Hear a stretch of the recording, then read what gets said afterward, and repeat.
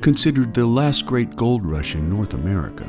The Klondike Gold Rush of 1896 to 1899 was a madness that swept across America and the world, all at a time when the United States had experienced a series of economic depressions leading up to the panics of 1893 and 1896, the first caused by a lack of gold in the United States, creating a credit crunch that rippled throughout world economies.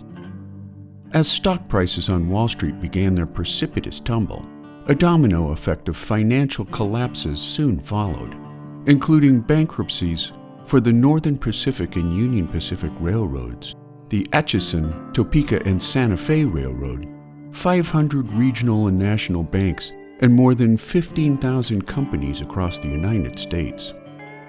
At the Depression's peak, which dragged on until 1897, unemployment reached 17 to 19% nationally, with some states reaching even higher figures such as 35% in New York and 43% in Michigan, causing once secure middle-class Americans to walk away from home mortgages they could no longer afford. As a result, Americans were ripe for an emotional escape and a romanticized adventure in the form of the Klondike Gold Rush. To native peoples in the Yukon, gold was nothing more than a curiosity, while Russian colonizers and the English involved in the Hudson's Bay Company were focused exclusively on the fur trade. Yet others in the Yukon Territory of Canada and the Klondike of Alaska began to comprehend the presence of gold in the region's many rivers. Others, like California expat George Washington Carmack, understood the value of gold when his wife Kate, an indigenous Tagish woman, confirmed that she had seen plenty of gold in the Yukon River and its tributaries. Carmack set out with his brother-in-law, Skookum Jim, and their mutual friend Tagish Charlie to search the area for gold. In such an unforgiving country as the Klondike, where winter temperatures can drop to minus 60 degrees Fahrenheit, the hardships of the region created bonds of trust between gold seekers and frontiersmen alike. And when Carmack crossed paths with veteran prospector Robert Henderson in 1896, Henderson told him about a promising claim he'd staked on a tributary off the Klondike River. And when Carmack showed interest, Henderson said, "Come join me then, so you can stake a claim of your own. Only I don't want no damn Kaiwash working a stake." Put off by the racist slur against the native peoples of the Klondike, like his wife and his friends, Carmack told Henderson they'd go it alone, and while history failed to record who found the first gold nugget on Rabbit Creek, later renamed Bonanza Creek, the partners' celebratory reaction mirrored the gold fever frenzy to come. For years before the discovery of gold on the Klondike, veteran frontiersmen called themselves sourdoughs, thanks to the sourdough bread-based bags each man carried around their neck. Over the years, and in response to the harsh conditions of their mutually chosen homeland, sourdoughs developed a code of sharing and mutual support. So on the way downriver to 40 Mile to register their claim, they told everyone they encountered about their gold strike up on Bonanza Creek, which unleashed a free-for-all ignition point of the Klondike Gold Rush, as men dropped whatever they were doing in a race for the Klondike watershed. Nicknamed Lying George for his capacity to embellish the truth, when Carmack reached 40 Mile, his first stop was Bill McPhee's saloon, and when he announced his gold strike to the bar at large, everyone in the room howled with laughter. Everyone but bartender Clarence Barry, who tore off his apron and headed straight for Bonanza Creek, a compulsive decision that would make him a wealthy man within a year. Before Carmack's strike, if a Yukon prospector pulled 10 cents worth of gold from a single pan, most gold seekers considered such an amount to be a rich strike. However, for those lucky early prospectors, some pans were found to be worth $800 or more, making them the first Klondike millionaires and instant celebrities. At the same time, about the only man Carmack did not tell about his strike was Robert Henderson. 11 months after Carmack's discovery, the Seattle Post-Intelligencer received a tip about the steamship Excelsior headed for San Francisco with a boatload of gold-laden Yukon prospectors. Dispatching a reporter to intercept the steamship at Portland, the reporter discovered a ragtag bunch of Yukon prospectors carrying gold estimated at $2 billion in today's currency, including Clarence Barry, who walked down the gangplank with $130,000 in gold. Newspapers around the world picked up on the phrase, "a ton of gold," setting off an electrifying frenzy that saw 5,000 people crowd onto a Seattle dock the next day, awaiting passage to the goldfields of the Klondike. Nicknamed Stampeders for the stampede-like nature of the nation's response to the gold rush, people from the East and Midwest would arrive into Seattle by train, where they would stand in line to buy a ticket for a boat ride north that may not board passengers for a month to 6 weeks from the purchase date, obliging stampeders to find a place to stay. By early August of 1897, every available hotel room in Seattle was sold out. Caught up in the romance and adventure of the gold rush, men arrived into town with gunny sacks in tow, imagining that they would soon be filled with Yukon gold. Would-be prospectors posed for studio portraits as they awaited passage north, and any man dressed in a miner's outfit was offered handshakes and free drinks in the bars of Seattle.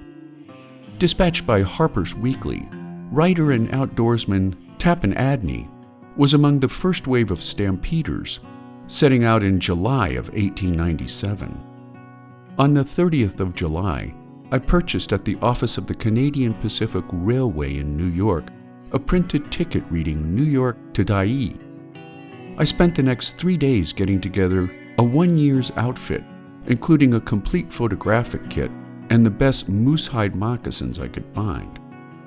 Fearing mass starvations as more than 100,000 stampeders set out for the Klondike goldfields, Canada's Northwest Mounted Police imposed a new law requiring each stampeder to carry 1 year's worth of provisions into the Klondike, denying any person access if they failed to register their supplies. Arriving into the town of Skagway for the 43-mile White Pass Trail or into Dai for the 32-mile Chilkoot Trail, the later known as the Poor Man's Trail, due to the steep incline and brutal conditions inherent to the trail. There's this stream of men setting off from Dai up towards a tiny cleft in the wall of mountains ahead of them, wrote Tappan Adney. Everyone is discouraged. Whichever way you go, you wish you had gone the other. There are more inexperienced men per square foot than any place I have ever been to.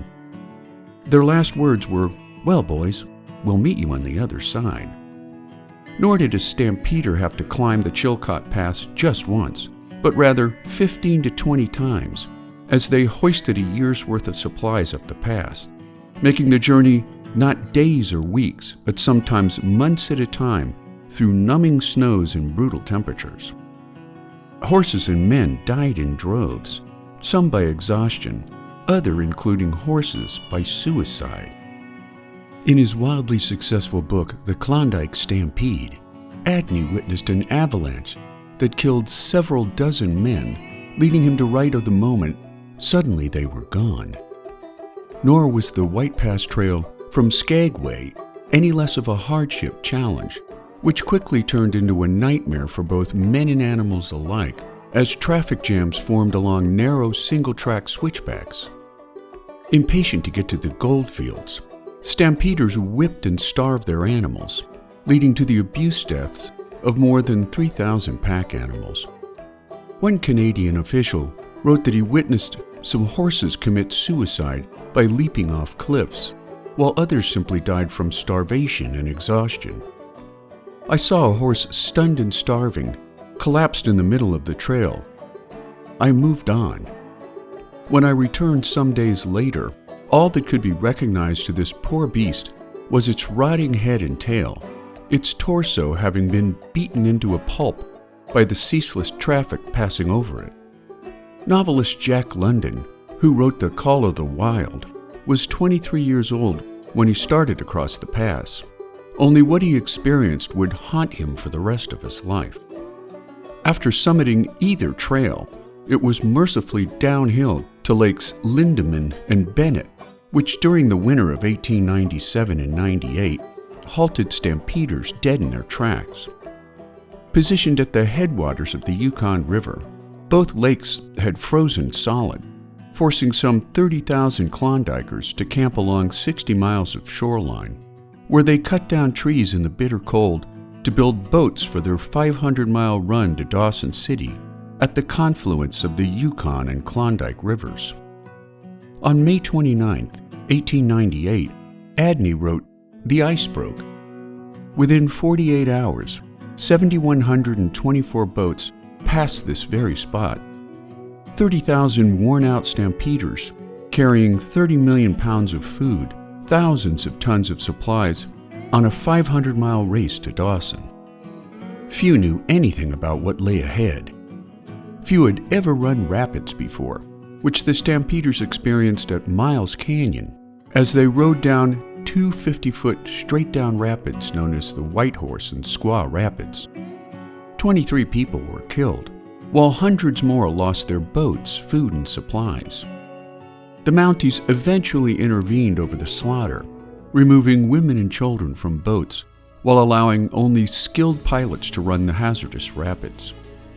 After experiencing severe food shortages and starvation over the winter, most stampeders reached Dawson in early June, along with the first sternwheeler to arrive into the city with fresh supplies, just as Dawson's population swelled from 500 souls in 1897 to 17,000 in the summer of 1898. Dawson had everything stampeder Harvey Condon wrote home in a letter. Steam heat, electricity, movie theaters, running water. That is if you had money. If you didn't, filth, squalor, and disease. August 8th. Goodness, there is a terrible smell from all over this town. The substitutes for patent water closets are scattered all over the brush, and the odor isn't much like a peach.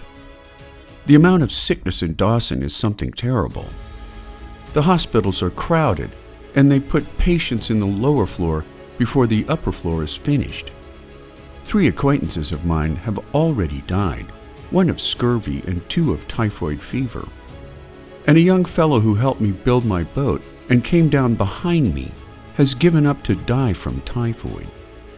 While precious few stampeders made fortunes after the initial summer of 1897, many entrepreneurs got rich selling goods and services to miners, including Belinda Mulrooney, who was one of the first white women over the Chilkoot Pass, building the 3-story Fairview Hotel in Dawson City, replete with cut crystal chandeliers, a mahogany bar, and a menu that boasted oysters and steak.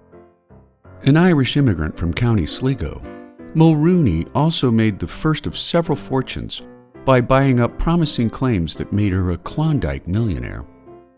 She also opened a second hotel in Grand Forks, closer to the best claims in the Klondike. After the roaring summer of 1898, the rush for Klondike gold was over, leading to the introduction of large mining operations that employed hydraulic mining techniques now that the surface gold had been depleted. Even to this day, some $50 million in gold is hauled from the Klondike on an annual basis. Yet the days of Klondike crazy has long since passed. For most stampeders, the journey wasn't so much about striking it rich, but rather testing their fortitude and what they were capable of doing. Most went back to their ordinary lives, empowered by the idea that a person can achieve anything they put their mind to.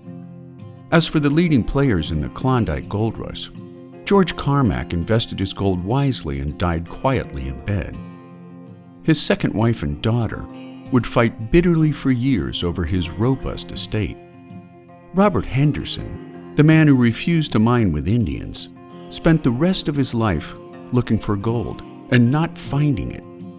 Skookum Jim lived the life of a prospector the rest of his days and left a trust fund and facility for Indian education called the Skookum Jim Friendship Center.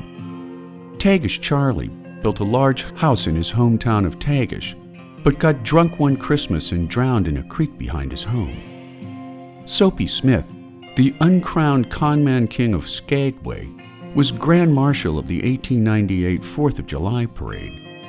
4 days later, he and Frank Reed, a law-abiding civic leader, squared off in a duel and shot each other.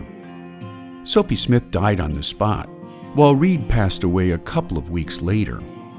Clarence Berry invested wisely and began a financial empire that still exists to this day. Harvey Condon left the Klondike penniless, but returned to Alaska a year later in an unsuccessful venture selling sheep to miners.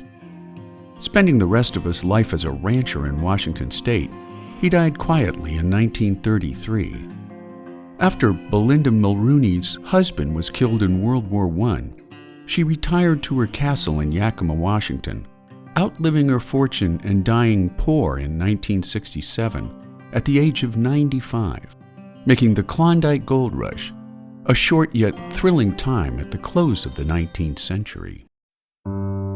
Today's Daily Dose documentary is brought to you by PlatosPeach.com, a lesson planning tool leveraging content like this and much more for educators and homeschooling parents. Check out the description for more information so that you too can teach something new every day.